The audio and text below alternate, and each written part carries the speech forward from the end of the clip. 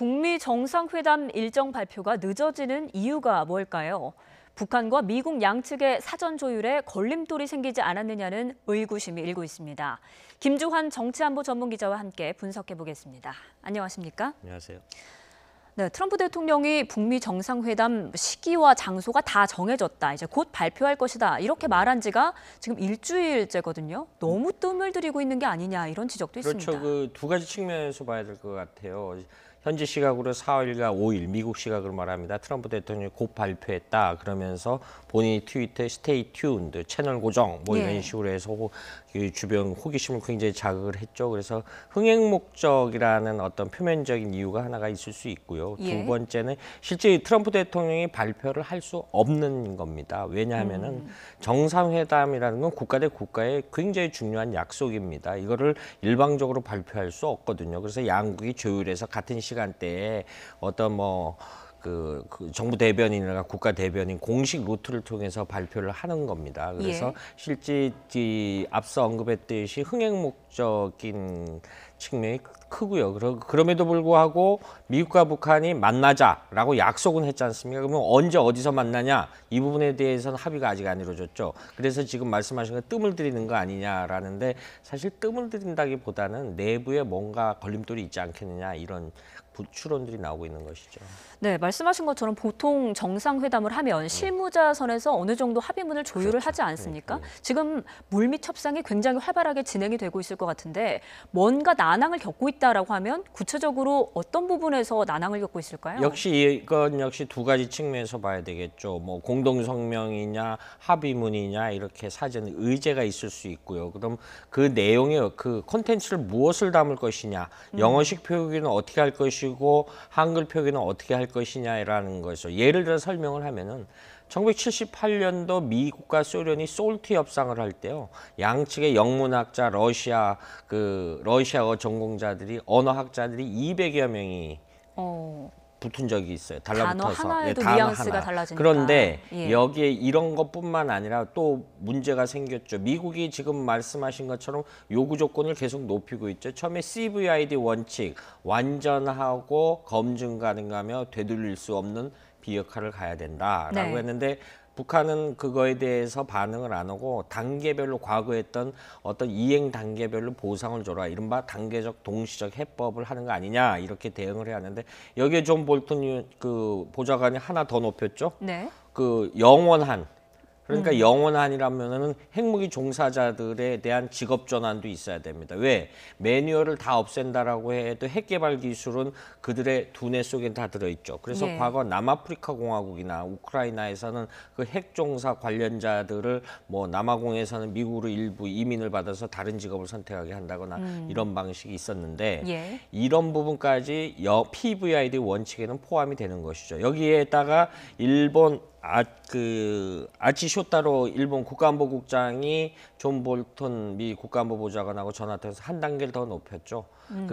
지금 핵무기뿐만 아니라 이런 지금 핵무기라는 것이 뭐냐면 발사체 앞에다 핵을 다루면 핵무기가 되는 거고요. 화생방 무기를 다루면은 이거는 또 다른 대량 살상 무기가 되는 건요. 이 내용까지 포함을 해야 된다라고 했는데 미국이 그걸 오케이 하고 받아들인 상황이죠. 그러니까 전반적으로 보면 그 비핵화 수준과 내용이 굉장히 높아지고 있는데 이 부분에 대한 어떤 접점을 찾지 못하지 않느냐. 그래서 사회전 조율이 안 되는 것이 아니냐 이렇게 역시 추론할 수 있는 것이죠. 말씀대로라면 미국의 입장이 지금 굉장히 강경해졌고 북한이 여기에 조율을 못하고 있다라는 건데 그럼 지금 북한의 입장은 일단 대외적으로 어떻습니까? 어제는 미국을 공개 비판하고 나서지 않았습니까? 그렇죠. 좀 그동안 외무성 그 어떤 대변인이 조선중앙통신 기자의 문답 형식인데 우리가 이렇게 조용히 있는 걸 나약함으로 봐서는 안 된다. 그리고 제재와 군사적 압박으로 하는 것은 그 올바른 길이 아니다라고 했는데 역설적으로 어떤 미국을 비판했지만은 북한의 공공함을 드러내는 것이다. 이렇게 설명해 볼 수가 있죠. 왜냐하면은 지금 북한의 입장은 그 체제 보장이라든가 작게는 김정은 위원장의 백두혈통의 어떤 정치 체제 이걸 유지를 해야 되는 부분인데 이것을 쉽사리 내놓을 수 없겠죠. 그러니까 그래서 과거에 했던 살라미전을 한 단계를 내놓으면 다른 단계를 하면 이렇게 되면 한 20-30년이 걸릴 수도 있다라는 우려가 나오는데 미국은 공개적으로 압박을 하고 있죠. 2020년까지 트럼프 대통령의 임기까지 비핵화를 달성해야 된다. 거기다가 오늘 또 린지 그레이엄 미 공화당 상원의원이 한 발 더 했죠. 과거에 25년 동안 북한이 미국을 역대 대통령을 속였기 때문에 트럼프 대통령을 가지고 만일 장난을 친다라고 한다면 북한 정권의 종말이 될 것이다라고 굉장히 세게 압박을 하고 있는 상황이죠. 예. 그렇게 되면은 북한 내부에 또 어떤 김정은 위원장이 한마디면 다 움직이는 조직이지만 그렇지 못할 내부 속사정이 분명히 있을 거라고 보는 거죠. 그러니까 이런 부분이 총 아우러서 지금 낮은 단계이지만은 북한 외무성 대변인의 어떤 문답 형식으로 해서 불만을 그렇게 표출한 것이다. 이렇게 볼 수 있는 것이죠. 네, 그런데 이 발표가 계속 늦어지는 게요. 지금 저희가 이야기한 것처럼 비핵화 조율이 뭔가 난항을 겪고 있는 게 아니냐 이런 관측도 있고 아니면 판문점 개최라는 뭐 돌발 변수가 좀 생겨서 이 부분을 좀 조율하고 있어서가 아니냐 이런 전망도 있는데 여기에 대해서는 어떻게 사실은 보세요? 조율이 되면은 예. 장소가 뒤따라오겠죠. 그러니까 판문점, 그러니까 미국이 예를 들어서 북한이 미국의 요구대로 다 들어준다 하면은 김정은 위원장 입장에서 원하는 가까운 곳을 할 수 있겠죠. 우리가 일각에 나오는 싱가포르이 북한의 입장에서는 사실 버거워요. 왜냐하면은 뭐 전세기인 고려 항공을 타고 간다라고 하면 고려 항공이 거기까지 비행한 적도 없을 뿐더러 고려 항공 자체가 유엔 제재 대상입니다. 예. 김정은 위원장 전용기가 있어요. 참메이로라고. 거기까지 날아가 본 적이 없어요. 그래요? 과거에 최룡해 부위원장이 블라디보스톡 타고 가다가 2015년도인가요? 회항을 했어요, 고장으로. 그러니까 김정은 위원장에서는 거기 싱가포르도 굉장히 먼 곳으로 느껴지고 부담이 있겠죠. 그렇다라고 하면은 판문점이나 평양을 선호할 수 있는데 판문점으로서는 개인적으로는 굉장히 세 가지 조건이 맞아떨어진다라고 봅니다. 김정은 위원장으로서는 이 4월 27일 날 문재인 대통령과 정상회담을 해봤죠. 해봤으니까 어떤 경호 문제에 익숙함도 있고 또 하나는 여러 가지로 지리적 익숙함도 있고 그리고 트럼프 대통령 입장에서는 북미 정상회담이 잘 되면은 서울에 있는 문재인 대통령 빨리 그 판문점으로 오시라고 해서 자연스럽게 남북미 3국 정상회담이 이루어질 수 있는 것이죠.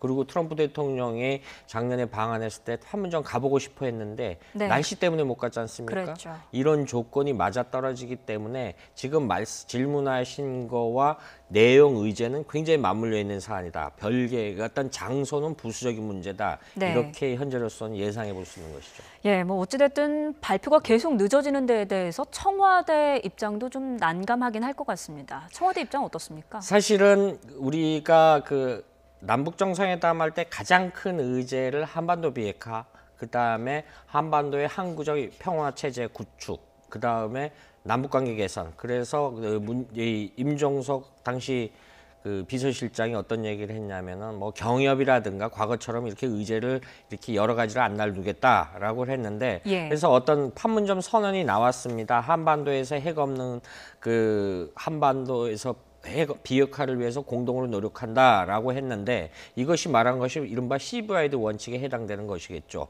실행 방법은 여러 가지가. 근데 앞서 언급했듯이 미국의 실행 PVID 원칙이 굉장히 요구 수준이 높아지고 있습니다. 그런데 사실은 이 문재인 대통령 입장에서는 어떤 북미 정상회담에 간극이 발생을 하면은 그걸 중재해서 간극을 줄이는 중재 역할을 하겠다라고 해서 한라인 통화도 북미 정상회담이 이루어진다면 적절한 시점에 할 것이고 이런 준비를 해놨는데 이런 것들이 잘 안 되고 있는 것이죠. 그러니까 늦어지고 있으니까 사실 청와대 분위기는 좀 언급은 자제하면서도 북미 간의 문제고 원칙에 따라 우리는 따를 뿐이다라고 하지만 굉장히 좀 신경이 쓰이고 있다 이렇게 정리를 할 수 있는 것이죠.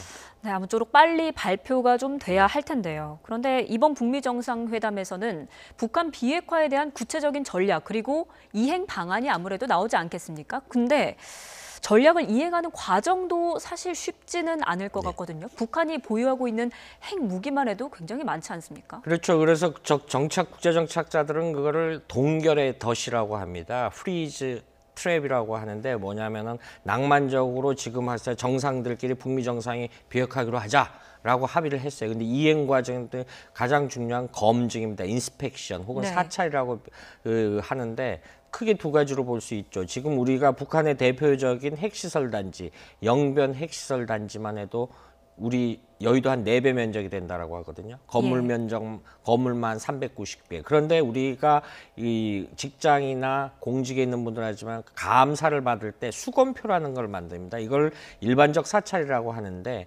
미국이나 국제사회가 요구하는 건 별도의 특별 사찰, 강제 사찰이라는 거죠. 우리가 원하는 대로 아무데나 북한 전역 아무데나 가서 언제 어디든지 가서 검증을 하겠다라는 거거든요. 그 이유 중에 하나는 플루토늄 같은 경우는 이게 연기가 모락모락 나오기 때문에 위성으로 관찰해서 그 시설물 가서 하는데 문제는 우라늄 핵무기 제조 시설입니다. 그래서 네.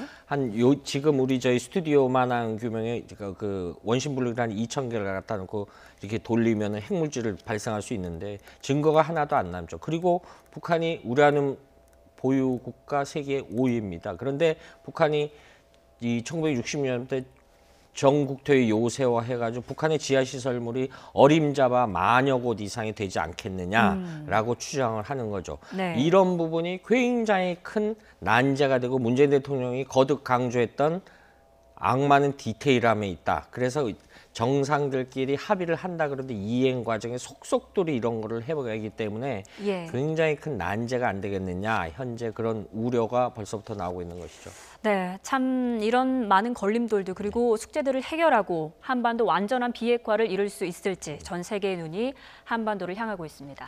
지금까지 김주환 정치안보 전문기자와 분석해봤습니다. 오늘 말씀 고맙습니다.